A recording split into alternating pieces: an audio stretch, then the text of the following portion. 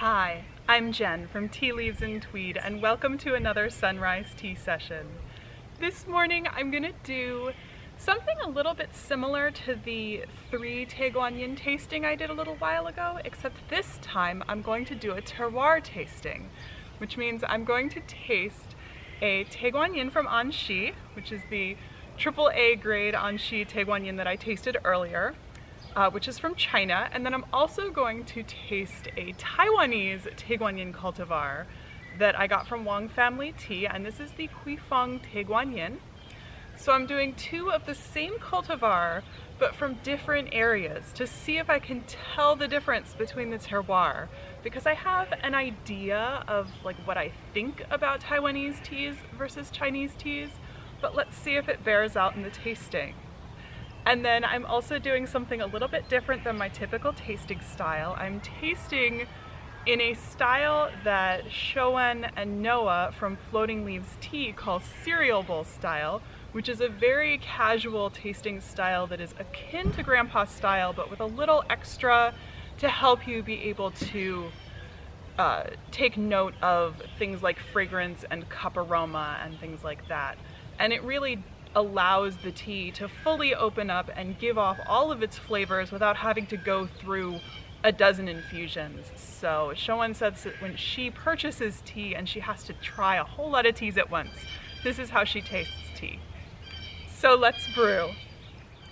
So here we have our brewing setup, and what they call cereal bowl style is really just putting the tea leaves into a bowl with a porcelain soup spoon and pouring the water in. So it's very similar to grandpa style. So I have 3 grams each. This is the Tieguanyin from Wang Family Tea. And this is the Anxi Tieguanyin from Yunnan Sourcing. And I'm just going to pour water on them, and we can start tasting once we see the leaves unroll. So luckily my tasting bowls have a little spot where the flare of the bowl changes, so I can just fill it up to that point. It's interesting, the Taiwan Tieguanyin seems to be rolled a fair amount tighter than the Anxi Tieguanyin, because it looks like I've used much more tea with the Anxi Tieguanyin, even though I weighed them out, and this is 3 grams each. So we'll give this a little bit of time to unroll, and then let's give it a taste. So now it's been about a minute, and I can see the leaves starting to unfurl. It's interesting, the Anxi oolong leaves are much greener, and I can see, if I look at the infusion color, they're very similar in infusion color. I feel like maybe the Huifeng is a little bit yellower. So the really neat thing is that you don't have to drink a whole cup of tea before smelling the cup aroma. So I'm going to smell the Anxi oolong first. And that is that beautiful, rich floral that I remember from tasting this against the other 2 grades of Tieguanyin. And I can take a little bit of this and put it in a cup.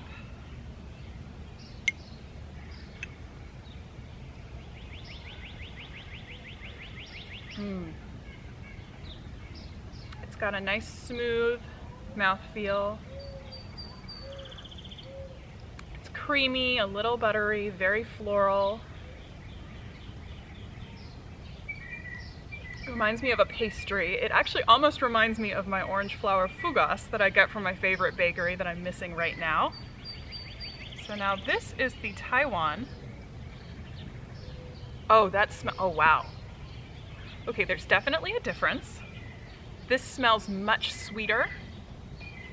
It has a spice to it. It smells like Moravian spice cookies. So I was immediately getting transported back to Christmas time, but it doesn't have any of the traditional, cloves and allspice and cinnamon and orange scents that I associate with generic Christmas time. It was a very specific to me Christmas time.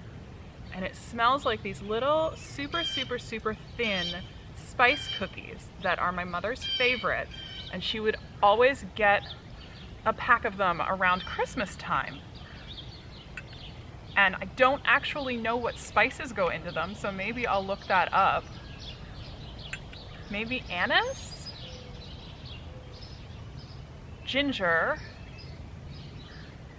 I don't get a lot of cinnamon, but I feel like it must be there because of the sweetness. It smells, wow. And has that kind of molassesy, sugarcane juice sweetness on the cup aroma. The liquor itself smells much more vegetal, no floral to speak of.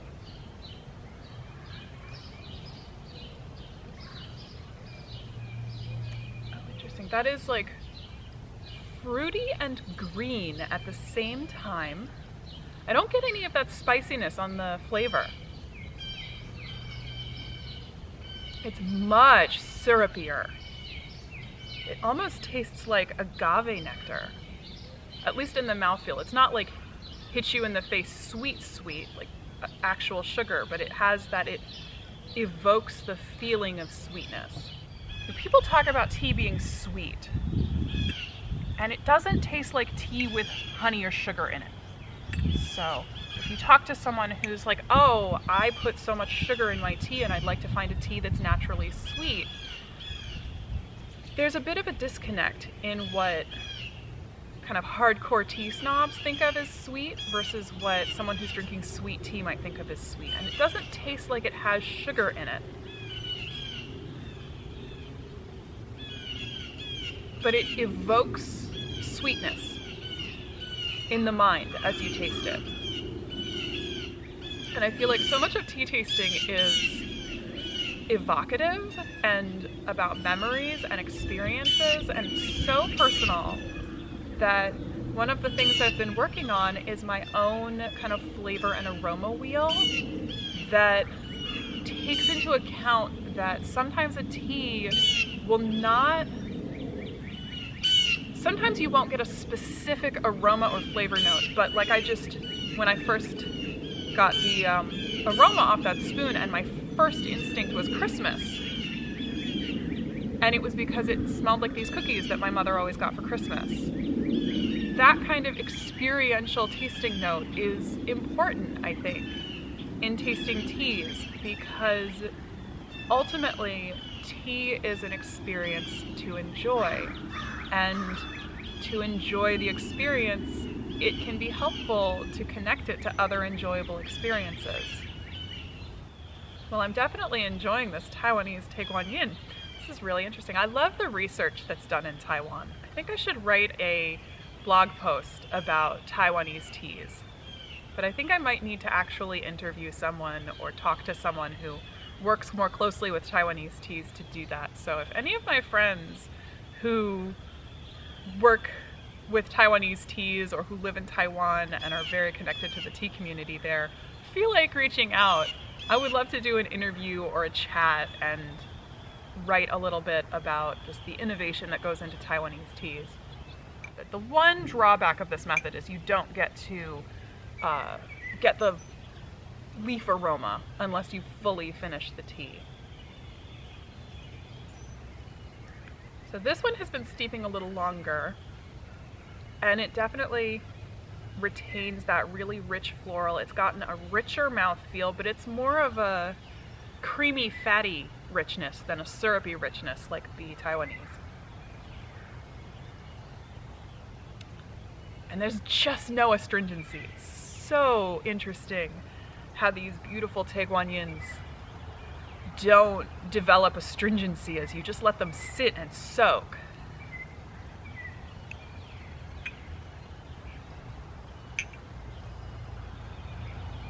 Definitely cooling off. I put boiling water in my travel mug, but it's just such a beautiful morning I had to come outside. So this probably started out slightly under boiling. And I will have to see, maybe in the future I'll do a single tea tasting in my tea room so that I can put freshly boiling water.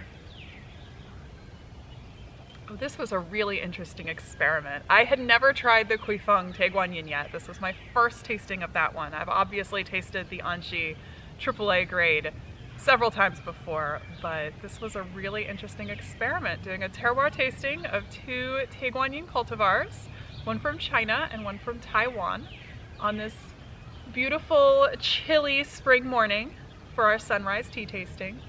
Thank you for joining me this morning for a sunrise tea tasting, and I hope I see you again sometime. Bye.